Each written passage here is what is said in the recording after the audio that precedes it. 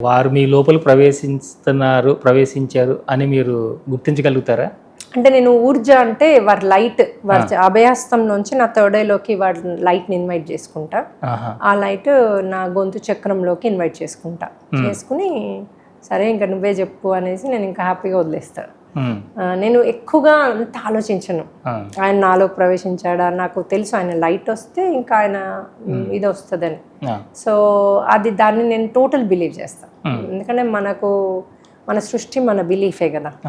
మరి నాలోకి వచ్చాడా ఇదైందా అంత డీపర్గా వెళ్తే మనకి సృష్టి జరగదు. అంటే దాన్ని మనం మేనిఫెస్ట్ చేయలేము. సో చాలా సింపుల్గా చేసుకుంటాను. నా టిప్స్ కూడా ఇప్పుడు నేను పిల్లలు కాదు, పెద్దవాళ్ళది కాదు, ఇప్పుడు ఒక హస్బెండ్ వైఫ్కి ఇష్యూస్ ఉన్నాయి, నేను డివోర్స్ తీసేసుకోండి, అసలు డివోర్స్ అన్నది ఉండదు అక్కడ. ఎందుకంటే అక్కడ ఏదో నేర్చుకోవడానికి ఆ హస్బెండ్ని మనం తెచ్చుకుంటాం. అందులోంచి ఏం నేర్చుకోవాలి, పట్టుకోవాలి. మనం నేర్చుకున్నాక మళ్ళీ వారి సోల్ని పిలుచుకుని మాట్లాడి నేను ఇందులోంచి ఇది నేర్చుకున్నా, సో ఇప్పుడు నువ్వు నార్మల్ ఉండొచ్చు అని అంటే అక్కడ చేంజ్ అయిపోతుంది, షిఫ్ట్ అయిపోతున్నారు. సేమ్ పర్సన్ మంచిగా అవుతున్నారు. సో అది పాసిబుల్ అయినప్పుడు మనకి డివోర్స్ ఎందుకు? సో ఇలా నేను చిన్న చిన్న టిప్సే చెప్తా, కానీ బాగా వర్కౌట్ అయితే చేయడానికి కూడా వాళ్ళకి ఈజీ అవుతుంది. అవును. అంటే ఇప్పుడు ఒక్క సోల్ మనం చూసిన వెంటనే, మీరు చూసిన వెంటనే, ఆ వ్యక్తిని చూసిన వెంటనే అంటే వీళ్ళు ఇప్పుడు దేనితో సఫర్ అవుతున్నారు అర్థమవుతుంది నాకు. ఏ చక్రాల్లో సఫర్ అవుతున్నారు అని, దేంతో సఫర్ అవుతున్నారని అర్థమవుతుంది. అదే అర్థమవుతుంది ఇప్పుడు నాకు. అది నేను రియలైజ్ మెల్లిగా అవుతున్నా. నేను ఇప్పుడు జ్ఞానమా చక్రాలకి ఇటాట వెళ్తాను కదా, దగ్గరికి వస్తారు కదా నాకు, అప్పుడు నాకు ఈవిడకి ఒక కర్మ ఉంది అని, అంటే ఒక దాంతో బాగా సఫర్ అవుతుండ్రు అని తెలిసిపోద్ది ఫేస్ చూడగానే. సో నేను నా నోట్లోంచి ఏం మాటలు వచ్చినా మీకు ఎలా తెలుసు మేడం నేను దాంతో సఫర్ అవుతున్నా అంటారు. నాకు తెలియదు నేను ఎందుకన్నాను. సో అందుకని బాగా నాకు ఛానలింగ్ అవుతుంది, మాస్టర్స్ నాతో ఉన్నారు అని 200% నేను బిలీవ్ చేస్తాను.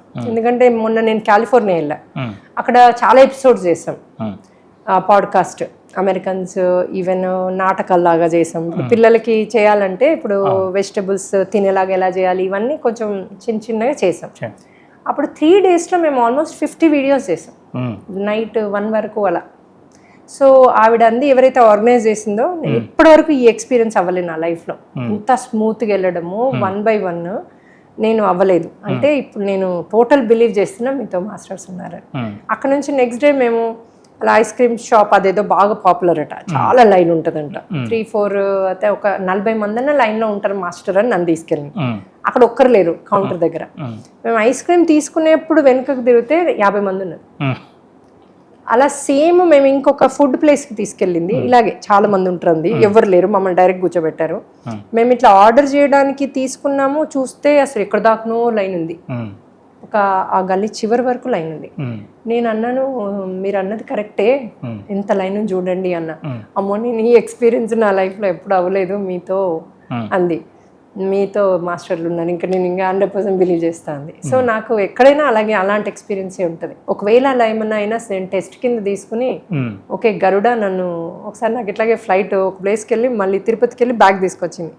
సరే గరుడ నువ్వు నన్ను ఆకాశంలో తిప్పుతున్నావా, నాకు నో ఇష్యూ, నీ మీద కూర్చోవడం నాకు ఇష్టమే అంటూ దాన్ని హ్యాపీగా చేస్తూ, కానీ అదేదో సత్సంగ్కి వెళ్తున్నా నేను, ఆ టైంకి అక్కడ ఉండాలి, నా కోసం 300 మంది అక్కడ వెయిట్ చేస్తున్నా.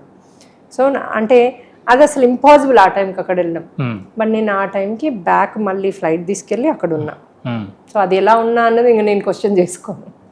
అట్లా నాకు ఎన్నో ఎక్స్పీరియన్సెస్, యూనివర్స్తో కాదు, వర్షంతో కాదు, నేను ఏ గుడికి వెళ్ళినా కూడా లైట్గా నాకు ట్రాన్స్ఫర్మేషన్ లాగా చిరుజల్లులు పడు అంటే 100% పడుతుంది.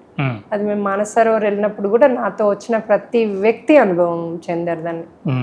ఎక్కువ ఎండు ఉంటే అబ్బా నువ్వు మబ్బులోకి వెళ్తే ఎంత బ్యూటిఫుల్ ఉంటావు అంట, సూర్యుని అంత ఎడంగా వెళ్ళిపోతాడు మబ్బుల్లోకి. సో అది అందరూ ఎక్స్పీరియన్స్ అయ్యారు. అది నేనేమంటా అంటే మన ట్రస్ట్. ఇప్పుడు ఎవరు చెప్పినా వెళ్ళిపోతాడు అందులోకి, కానీ అది బిలీవ్ చేసి చెప్పేవాళ్ళు నేను తప్ప ఎవరు ఉండరు కదా, అందుకే సూర్యుడు పోండి ఒక్కతే అడుగుతుంది అని ఇస్తాడేమో. అంటే అలా అని కదండి, అంటే ఈ పంచభూతాల్లో ఉన్నటువంటి శక్తితో మీరు ఏకమై ఉన్నారు కాబట్టి వాళ్ళు ఈజీగా జరుగుతుంటుంది. కరెక్ట్. అది గాలి ఏదైనా కూడా, ఇప్పుడు గాలి తక్కువ ఉంటే కూడా అబ్బా మంచి గాలి అద్భుతంగా నాలో ట్రాన్స్ఫర్మేషన్ అందరికీ హెల్ప్ చెయ్యాలి ఆ గాలితో అంటే అది ఒకలాగా సున్నితంగా వస్తుంది, చల్లగా వస్తుంది. సో ప్రతిసారి కూడా నాకు నొప్పి ఉంది తగ్గియు నేను లేదు అక్కడ. సో నేను చేస్తాను, రాంపా బుక్లో మనం ఎలా హీల్ చేసుకోవచ్చో మన ఆత్మతో క్లియర్గా రాసింది. నేను బాగా పట్టుకుంటా అట్లాంటి. అయితే ఏం చేశాను, నేను నైట్ పడుకునేటప్పుడు సరే ఈ బాడీ సేవకుంది, నేను బాడీని కాదు మైండ్ని కాదు, కాకపోతే ఈ బాడీ నాకు అవసరం ఈ జన్మకి. సో ఇది సేవలో ఉంది. సేవలో ఉందంటే నేను ఎక్కడికైనా ఫ్లై ఎక్కడికి సత్సంగకి వెళ్ళినా అద్భుతమైన శక్తి ఉండాలి దీంట్లో.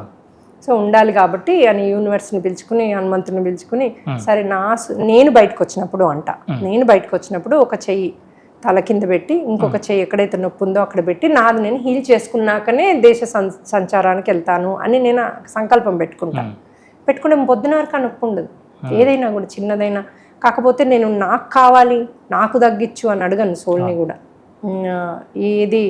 ఇది బాడీ వేరేలాగా సేవ కోసం ఉంది కాబట్టి సేవ కోసం ఇది హెల్దీగా ఉండాలి అలా అడుగుతా. అందుకని ప్రతి ఒక్కరిని మీరు నాకు అని అడగకండి.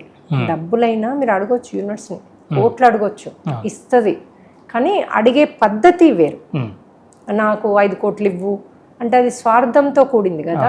అది మీకు రైట్ వేగా అడిగితే ఇమీడియట్గా వస్తుంది.